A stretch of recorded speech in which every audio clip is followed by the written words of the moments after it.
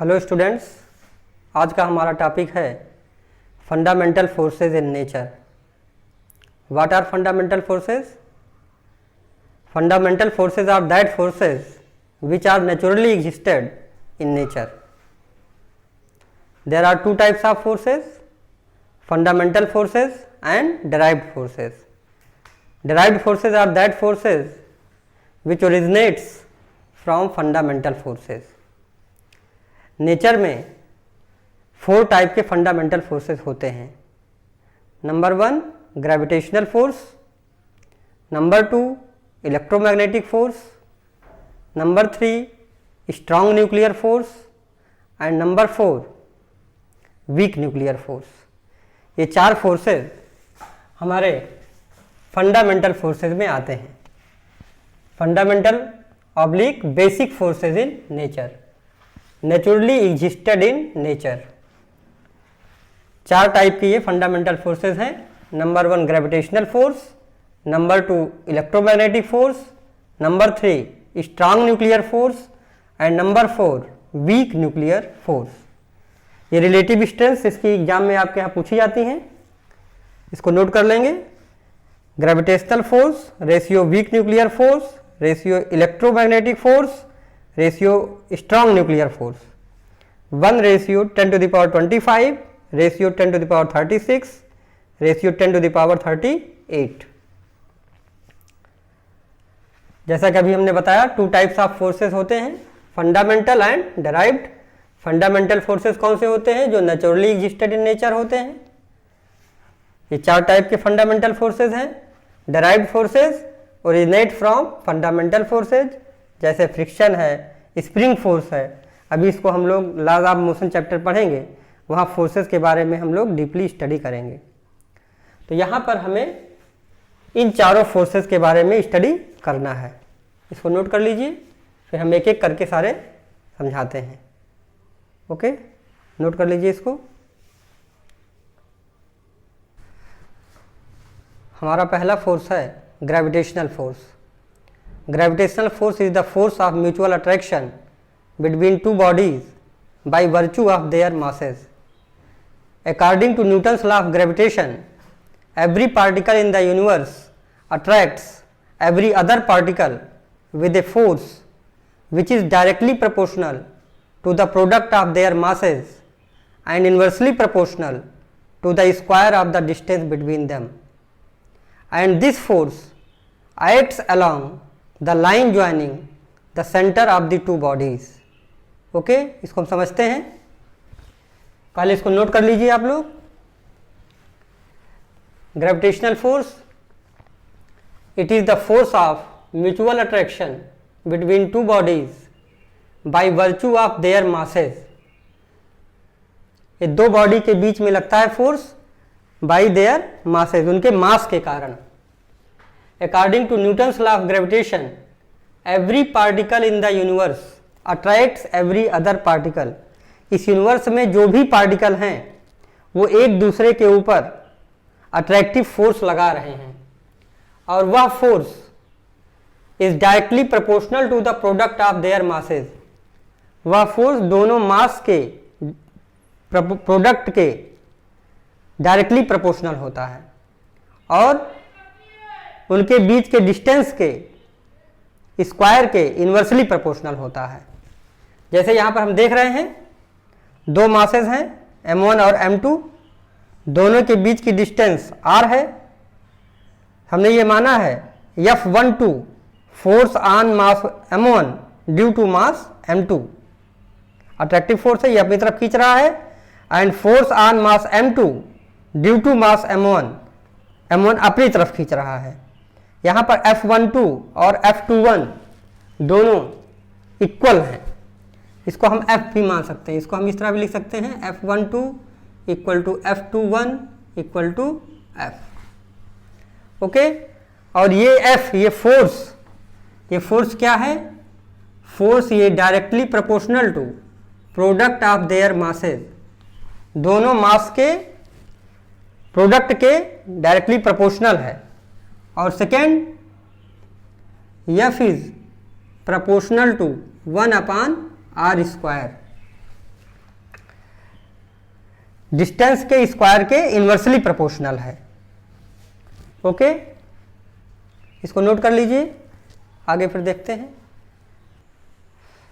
According to Newton's law of gravitation, इस universe में हर दो बॉडी के बीच में एक म्यूचुअल अट्रैक्टिव फोर्स लगता है। वो कितना लगता है उसको चलिए हम लोग समझते हैं। हमने यहाँ माना एक बॉडी है जिसका मास है m1 और दूसरी बॉडी है उसका मास है m2। ये m1 m2 पर F फोर्स लगा रहा है अट्रैक्टिव अपनी तरफ, और m2 m1 पर अपनी तरफ फोर्स लगा रहा है F, मतलब फोर्स इक्वल और अपोजिट लगते हैं। इन दोनों के बीच की डिस्टेंस r है। तो according to Newton the force is directly proportional to the product of their masses. कहने का मतलब m1 into m2 and F is inversely proportional to the square of the distance between them. इससे क्या पता चलता है? इससे ये पता चल रहा है अगर मास दोनों बॉडी का अगर ज़्यादा होगा तो फोर्स भी ज़्यादा होगा, और अगर यहाँ पर देखिए डिस्टेंस अगर ज़्यादा होगा तो फोर्स कम हो जाएगा, क्योंकि यहाँ पर r कहाँ है? डिनोमिनेटर में है। तो डिनोमिनेटर ज़्यादा होगा तो ये पूरी क्वांटिटी कम हो जाएगी। कहने का मतलब r ज़्यादा होगा तो फोर्स कम हो जाएगा, और अगर r को हम कम कर देंगे तो फोर्स ज़्यादा हो जाएगा। कहने का मतलब फॉर एग्जांपल अगर r को सपोज करिए आप 2 टाइम्स कर दें तो फोर्स हमारा क्या हो जाएगा? 1/1/4। ओके, r को 2 टाइम्स करेंगे तो फोर्स क्या होगा? 1/4। और अगर r को हाफ कर दें तो फोर्स 4 टाइम्स हो जाएगा। 1/2 का स्क्वायर होगा तो फोर्स क्या हो जाएगा? 4 टाइम्स। कहने का मतलब डिस्टेंस को कम करने पर फोर्स बढ़ जाता है, और डिस्टेंस को ज़्यादा कर देंगे तो फोर्स कम हो जाएगा। मास को ज़्यादा करेंगे तो फोर्स बढ़ जाएगा। ओके, अगर इसको हम कंबाइन कर दें दोनों इक्वेशन को तो F is proportional to m1 m2 upon r square हो जाएगा। इसको हम इस तरह भी लिख सकते हैं, इस सिंबल को हटा करके एक कांस्टेंट लगा दें, F equal to g m1 m2 upon r square. यहाँ पर g क्या है? इस g को यहाँ हम लोग बोलते हैं universal gravitational constant, where g क्या है? यूनिवर्सल ग्रेविटेशनल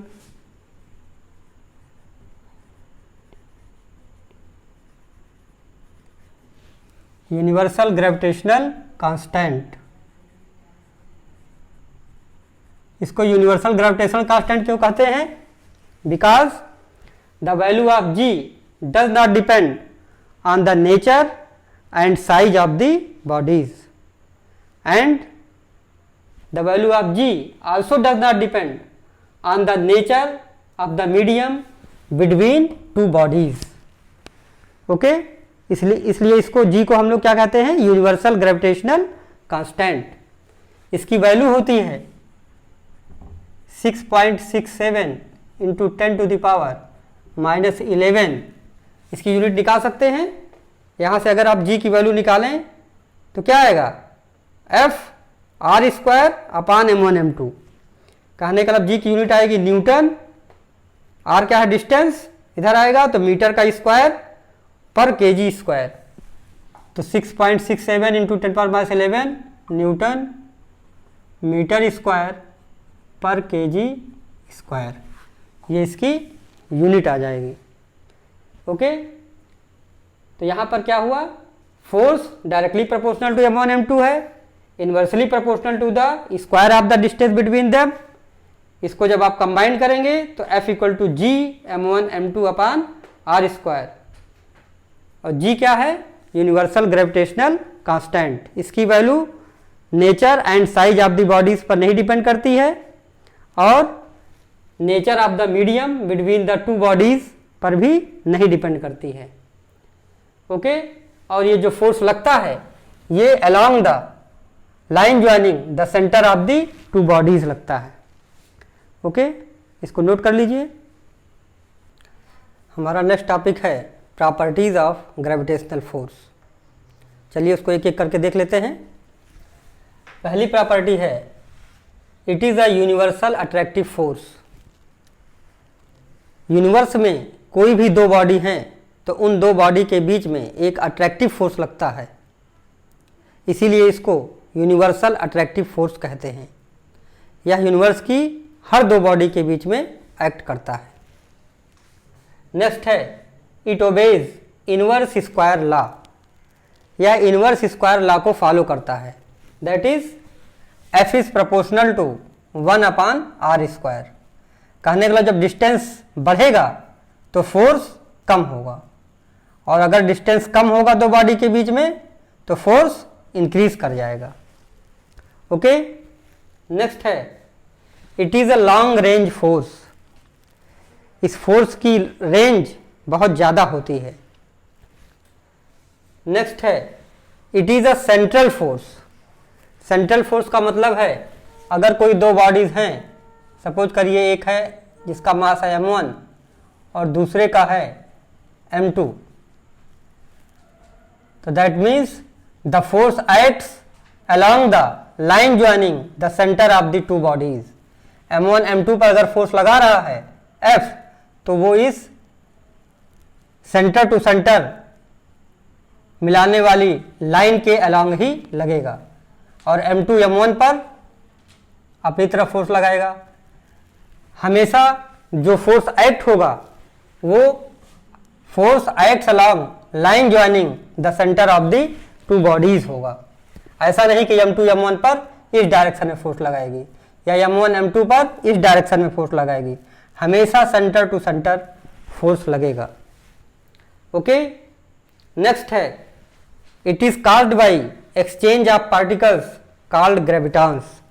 ये माना गया है किन्हीं भी दो बॉडी के बीच में जब फोर्स लगता है तो किसी न किसी पार्टिकल का एक्सचेंज होता है। तो यहाँ पर ग्रेविटेशनल फोर्स के लिए उस पार्टिकल का नाम है ग्रेविटॉन्स। जब दो पार्टिकल के बीच में ग्रेविटेशनल फोर्स लगता है तो ग्रेविटॉन्स पार्टिकल का एक्सचेंज होता है। नेक्स्ट है it is a conservative force. यह एक कंजर्वेटिव फोर्स है। It means work done by gravitational force or against the gravitational force does not depend on the path followed. यहां पर लिखा भी गया है work done by the force or against the force does not depend on the path followed. इसको एक example से समझते हैं। सपोज करिए कोई बॉडी हमारी है, उसको हम ए पोजीशन से बी पोजीशन पर ले जा रहे हैं, तो अगेंस्ट द ग्रेविटी फोर्स अगर हम निकालें तो ग्रेविटेशनल फोर्स mg, इस बॉडी का मास अगर m है तो mg फोर्स नीचे लगेगा, तो हमें f फोर्स अगर ऊपर इसको लगा करके हम ऊपर लेके जाना चाहते हैं तो mg के बराबर फोर्स हमें ऊपर कम से कम लगाना पड़ेगा। सपोज करिए इस बॉडी को हम a से b तक लेके गए और h हाइट है, दोनों के बीच में h डिस्टेंस है, तो अगर मान लिया हमने वर्क डन वो W1 है, a को b से तक ले जाने में, बॉडी को a पॉइंट से b पॉइंट तक ले जाने में अगर वर्क डन W1 है, तो अगर हम इसका पाथ चेंज कर दें, सपोज करिए हम इस बॉडी को पॉइंट A से C पर ले गए, फिर C से D पर ले गए, फिर D से E पर ले गए और E से फिर B पर ले गए। कहने का मतलब 1 2 3 एंड 4 पाथेज में इसको हमने डिवाइड कर दिया। यहां पर डायरेक्ट हम A से B पर लेके गए, तो अगर इस सेकंड पाथ में, सेकंड प्रोसीजर में A से B तक ले जाने में अगर W2 वर्क डन है तो दोनों वर्क डन सेम होगा। कहने का मतलब वर्क डन पाथ पर डिपेंड नहीं करेगा। अगर नहीं करता है तब ये फोर्स कंजर्वेटिव फोर्स होगा। ओके, इसको हम लोग प्रूव भी कर सकते हैं, इसको नोट कर लीजिए, इसके बाद हम इसको प्रूव करते हैं।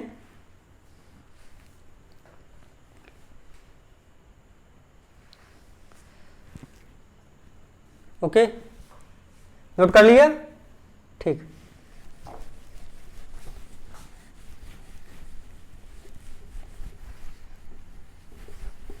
आप लोग वर्क डन का फार्मूला जानते होंगे, उसको हम फिर से एक बार रिवाइज करा देते हैं जिससे कि यहाँ पर ये चीज़ आपको समझ में आ जाए। कंजर्वेटिव फोर्स, सपोज करिए कोई बॉडी है, अगर इस पर हम F फोर्स लगाएं और इसको S डिस्प्लेसमेंट तक लेके जाएं, S डिस्टेंस लेके जाएं, तो हम लोग जानते हैं वर्क डन आपका होता है force into displacement, magnitude of displacement. लेकिन यहां पर देखिए फोर्स और डिस्प्लेसमेंट की डायरेक्शन सेम है। अगर इसी बॉडी को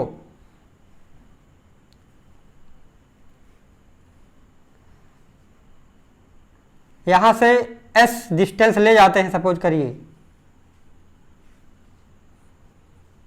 और इस बार फोर्स हमने अलोंग द डिस्प्लेसमेंट नहीं लगाया, ऐसे फोर्स लगा दिया, एंगल्ड फोर्स है। डिस्प्लेसमेंट फोर्स के बीच में एंगल अगर थीटा बन रहा है सपोज करिए, तब क्या फार्मूला बनेगा? यहां पर फोर्स हमेशा along the direction of displacement होगा। सपोज करिए यहां पर हमने एक परपेंडिकुलर डाला और इसका नाम हमने रख दिया फोर्स इन एक्स डायरेक्शन और इसका नाम रख दिया force in Y direction. Force in X direction क्या है? The component of force in X direction means the force in the direction of the displacement, and F Y क्या है? Force in the perpendicular direction of the displacement. अगर इसको आप देखना चाहें, F x की वैल्यू निकालना चाहें तो निकाल सकते हैं, ट्रिग्नोमेट्री से आप लोग पढ़ चुके हैं क्लास 10th में। अगर हम यहाँ निकालते हैं सपोज करिए इस ट्रायंगल से, अगर इसको मान लीजिए O है, इसको हम M मान लेते हैं और ये N है। अगर आप ट्रायंगल OMN में देखें तो क्या होगा? OM upon ON, base upon hypotenuse, ये क्या आएगा? Cos theta. कहने का मतलब बेस क्या है? OM अपान ON हाइपोटेनुअस, ये क्या मिलेगा? Cos theta. OM क्या है? यही हमारा फोर्स इन एक्स डायरेक्शन है, Fx, और ON क्या है? हमारा फोर्स है। तो Fx upon F equal to cos theta. तो यहां से अगर हम देखें तो Fx की वैल्यू क्या आ रही है? F cos theta. अब अगर हम वर्कडन का फार्मूला यहां बनाते हैं तो एक्चुअल में वर्कडन का यही फार्मूला है। वर्कडन का मतलब force along the direction of displacement, कहने का मतलब Fx into magnitude of displacement S। तो कहने का मतलब हमारे यहाँ फार्मूला बनेगा, Fx की वैल्यू रख देंगे तो F cos theta into S। तो हमारा जो फार्मूला बना F S cos थीटा, ये हमारा वर्कडन का एक्चुअल फार्मूला है। यहाँ अगर देखिए ध्यान से, अगर थीटा की वैल्यू 0 हो, कहने का मतलब थीटा अगर 0 हो गया, कहने का मतलब फोर्स आपका along the direction of displacement हो गया। तो थीटा अगर 0 होगा तो cos 0 की वैल्यू 1 हो जाएगी। तो F इंटू एस, तो यही फार्मूला आपको मिल जाएगा, W equal to F into S. और अगर एंगल्ड होगा तो F S cos थीटा। अब यहाँ पर देखिए अगर थीटा इक्वल टू 0 है तो वर्कडन क्या है? F into S. अगर यही थीटा इक्वल टू 90 हो जाए, सपोज करिए if theta equal to 90 degree, इस समय वर्कडन क्या होगा? F S cos 90, F into S cos 90, और cos 90 की वैल्यू क्या होती है? 0, that is work done equal to 0। तो अगर एंगल थीटा 90 हो तो उस समय आपका वर्कडन 0 होगा। और थीटा क्या है? फोर्स और डिस्प्लेसमेंट के बीच का एंगल है। ओके, अब इस अगर कॉन्सेप्ट को लगाकर हम यहां पर वर्कडन दोनों अलग अलग मेथड्स में लगाएं। यहाँ पर हमने डायरेक्ट ले गए हैं बॉडी को ए से बी तक, यहाँ पर ए से बी तक ले जाने के लिए ए से सी तक गए हैं, फिर सी से डी, फिर डी से ई, फिर ई से बी। दोनों में अगर हम वर्क डन निकालें तो देखेंगे कि वर्क डन दोनों का सेम आता है। चलिए करके देखते हैं। ओके, इसको नोट कर लीजिए इतना।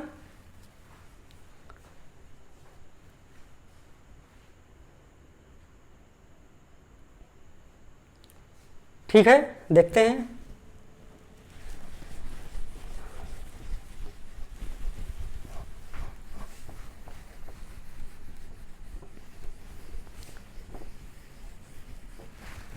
चलिए फर्स्ट मेथड में देखिए, W1 की वैल्यू हम निकालते हैं यहाँ पर। अगर हम W1 निकालें यहाँ पर तो क्या आएगा, फोर्स इंटू डिस्प्लेसमेंट। देखिए फोर्स और डिस्प्लेसमेंट हम क्या निकाल रहे हैं, work done against gravity, work done against gravitational force. तो ग्रेविटेशनल फोर्स mg नीचे लग रहा है, उसके अगेंस्ट हम F फोर्स लगाए और उसी डायरेक्शन में डिस्प्लेसमेंट है H। कहने का मतलब थीटा हमारा क्या है, 0। वर्क डन क्या होगा, F into S into cos zero, cos zero हमारा 1 हो जाएगा, तो F इंटू एस। तो हमारा वर्क डन बनेगा F इंटू एस की जगह पर यहाँ H है और F की वैल्यू है mg और इंटू H। यही हमारा बना W1 इक्वल टू mgh। चलिए इसको हमने इक्वेशन 1 बना दिया। अब इस केस के लिए देखिए फॉर सेकेंड मेथड W2 अगर हम निकालें तो हमारा W2 क्या होगा, ए से सी तक ले जाने में जो वर्क डन होगा WAC plus WCD plus WDE plus WEB। इतने स्टेप्स में हम बांट करके ए से बी तक पहुंचे हैं, मतलब हमने पाथ को चेंज किया है। फिर देखते हैं क्या वर्क डन भी चेंज हो गया। अगर वर्क डन हमारा mgh नहीं आता है, इसका मतलब वर्क डन हमारा चेंज हो गया। अगर वर्क डन mgh ही आता है, इसका मतलब हमारा वर्क डन पाथ पर डिपेंड नहीं कर रहा है, दैट इज वो कंजर्वेटिव फोर्स है, ग्रेविटेशनल फोर्स। अब यहां पर देखिए WCD, यहां पर हमारा जो फोर्स है वो ऊपर की लग रहा है, इधर फोर्स हमारा ऐसे है अगेंस्ट ग्रेविटी, और डिस्प्लेसमेंट किधर हो रहा है, इधर। तो कहने का मतलब हमारा एंगल कितना बन रहा है यहाँ पर, 90 डिग्री। सेम इसी तरह यहां पर देखिए फोर्स ऊपर है और डिस्प्लेसमेंट इधर है, यहां पर भी थीटा कितना बन रहा है, 90 डिग्री। कहने का मतलब work done along CD and work done along EB ये हमारा 0 हो जाएगा, क्योंकि थीटा इक्वल टू 90 डिग्री है। यहां लिख देंगे बिकॉज फॉर CD, ऐसे भी कह सकते हैं यहाँ पर W हमारा CD अगर निकालेंगे तो ये हमारा क्या आएगा, 0। क्यों आएगा, क्योंकि यहाँ पर थीटा हमारा 90 डिग्री है। और इसी तरह WEB ये भी हमारा 0 आएगा, क्योंकि यहाँ पर भी इसके लिए भी थीटा हमारा 90 डिग्री है। ओके, क्योंकि WCD जब निकालेंगे तो क्या आएगा, force F into S into cos theta, और थीटा क्या मिलेगा, 90 डिग्री, तो कॉस 90 0 हो जाएगा। इसका WCD और WEB हमारा क्या होगा, 0। अब अगर इस यहाँ से निकालें इसको हम W2, तो आएगा W2 equal to WAC। WAC क्या होगा, फोर्स तो हमारा यहाँ पर अगर mg ग्रेविटेशनल फोर्स लग रहा है तो उतना ही फोर्स लगाना पड़ेगा कम से कम। तो यहाँ पर F हमारा क्या होगा, mg ही होगा, और डिस्प्लेसमेंट कितना चल रहा है A से C के लिए, A इंटू AC चल रहा है, तो हमारा होगा W2 equal to F into S. यहाँ पे देखिए फोर्स और डिस्प्लेसमेंट की डायरेक्शन सेम है, मतलब थीटा क्या है, 0 है, तो का 0 1 हो जाएगा। यहाँ W2 हमारा हुआ F इंटू AC। ओके, इसी तरह WCD हमारा क्या है, 0, ये तो CD हमारा 0 है।